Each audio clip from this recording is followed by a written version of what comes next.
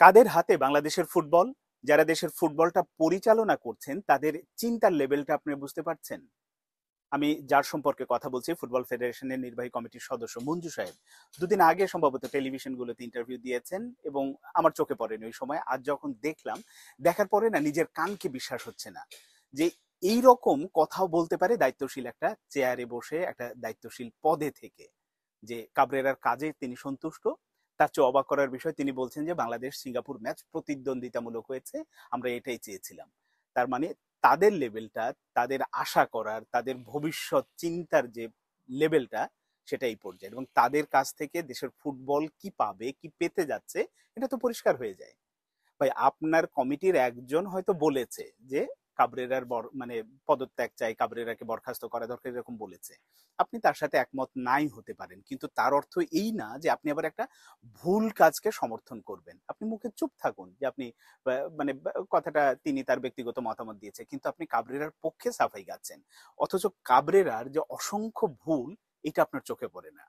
আপনার অবশ্য চোখে পড়ার কথাও না মঞ্জু সাহেব, কারণ হচ্ছে যে আপনি বেশিরভাগ সময়, মানে সেটা ঘরে বা বাইরে, সানগ্লাস পরে থাকেন, হয়তো কালো সানগ্লাসের কারণে এই ভুলগুলো চোখে পড়ে না। কিন্তু এটা যে কত বড় ভুল, মানে একে একে যদি আপনাকে কাবরেরার ভুলের লিস্ট দিই, শুধু এই যে বাংলাদেশ ইন্ডিয়া ম্যাচ থেকে শুরু করে সিঙ্গাপুর ম্যাচ পর্যন্ত, তাহলে আপনি বুঝতে পারবেন। আপনার জ্ঞাতার্থেই শুধুমাত্র আমি কয়েকটি ভুল আপনাকে ধরিয়ে দিই। প্রথমত, আপনি আসেন যখন ইন্ডিয়ার বিপক্ষে বা কাবরেরা 38 জনের দল ঘোষণা করলো, সেখান থেকে 30 জন করলো, 8 জনকে বাদ দেওয়া হলো। ইয়াসিন খানের মতো প্লেয়ার বা যারা একেবারে ফর্মে ছিল তাদেরকে বাদ দেওয়া হলো কোনো কারণ ছাড়া, কোনো ব্যাখ্যা ছাড়া। এটা কি যুক্তিতে আপনি ব্যাখ্যা দেবেন আমি জানি না। এরপরে তাইফে ফাহমিদুলের সাথে ঘটনা ঘটিয়েছিল, সেটা তো একেবারেই কোচের ইন্টেনশনাল ছিল এবং কোচের ওটা একটা ভুল ছিল। সেটাকে কিভাবে ব্যাখ্যা করবেন? এবং তাইফে যে ফাহমিদুলের সাথে ঘটনাটা মানে ভুল ছিল, সেটা তো প্রমাণ হয়েছে তাকে আবার সিঙ্গাপুরের বিপক্ষে ম্যাচে নিয়ে। একইভাবে জামাল ভুঁইয়ার সাথে সে পরিকল্পিতভাবে দিনের পর দিন একই কাজ করছে। আর ভারতের ম্যাচে আসেন, ভারতের ম্যাচে তার ভুল একাদশ নির্বাচনের কারণেই আমরা কিন্তু ম্যাচটা ড্র করেছি, জেতা ম্যাচ ড্র করেছি। অথচ তিনি যদি সঠিক একাদশটা নির্বাচন করতে পারতেন, তাহলে অবশ্যই বাংলাদেশ ম্যাচটা জিততে পারত। এবার আসেন সিঙ্গাপুর ম্যাচে। সিঙ্গাপুর ম্যাচে কি হয়নি? শুধুমাত্র ঘরের মাঠে আমরা সম্ভব ছিল সিঙ্গাপুরকে হারানো, কিন্তু সেই কাজটা, যেখানে সিঙ্গাপুরও কিন্তু ম্যাচের আগে থেকে ভয় ছিল যে হয়তো ম্যাচটা আমরা হেরে যাবো, সেই প্রেক্ষাপটেও আমরা ম্যাচটা জেতা তো দূরে থাকে, আমরা ড্র করতে পারিনি, শুধুমাত্র কিন্তু কোচের ভুলের কারণে। এগুলো কি আপনার চোখে পড়ে?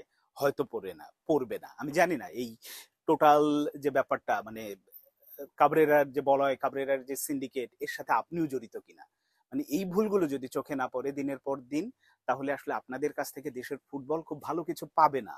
এটা একেবারে পরিষ্কার। আপনারা সাফাই গান যে কাবরেরার কাজে সন্তুষ্ট, কাবরেরা যা করছে আমরা সন্তুষ্ট, তার মানে আপনাদের যে মানে মানসিকতা যেটা প্রকাশ পায়, তার মানে কাবরেরাকে আর বদল করা হচ্ছে না, বা তাকে পদত্যাগ করতে বাধ্য করা হচ্ছে না, তাকে বরখাস্ত করা হচ্ছে না। তিনি তার চুক্তির মেয়াদ যতদিন পর্যন্ত আছে ততদিন পর্যন্ত থেকে যাবে।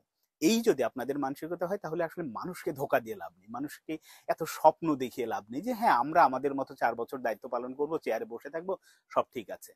তাই ব্যক্তিগতভাবে আমার যেমন একটা অনুরোধ, সাথে সাধারণ মানুষের সবার, ওই যে শাহিন সাহেব যেটা বলেছে, আসলে 18 কোটি মানুষের দাবি কিন্তু এখন একটাই, যে কাবরেরার পরিবর্তন। সেই কাজটা যদি আপনারা পারেন সেটা করুন।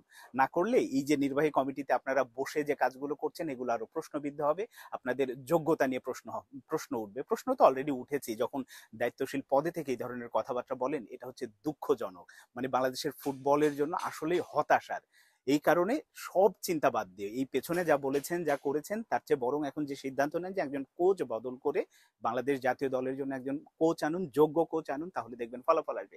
আমাদের হাতে এখন হামজা চৌধুরী আছে, আমাদের সামিদ সোম আছে, আমাদের কিউবা মিচেল আসছে, ফাহমিদুল বলেন, জামাল ভুঁইয়া বলেন, আমাদের রাকিব বলেন, মিতুল মার্মা বলেন, যারা আছে, তপু বর্মন বলেন, প্রত্যেকেই আছে। আমাদের একটা দুর্দান্ত স্কোয়াড। শুধুমাত্র দরকার হচ্ছে আমাদের একজন ভালো কোচ, যিনি কৌশলটা সাজাবেন, তাদের ব্যবহার করবেন। এবং ওই জায়গাতেই বাংলাদেশের বড় ঘাটতি রয়ে গেছে, এবং ওই ঘাটতিটা যদি পূরণ না করতে পারেন, খামাখা মানুষকে ধোকা দিয়ে স্বপ্ন দেখিয়ে আসলে লাভ নেই। আপনারা ওই চেয়ারে বসে যে কাজটা করছেন, এটা মোটেও ঠিক হচ্ছে না। বরং যেটা সঠিক সিদ্ধান্ত নেয় সেটা নিন, বাংলাদেশের ফুটবল উপকৃত হবে, আপনারা বেঁচে যাবেন।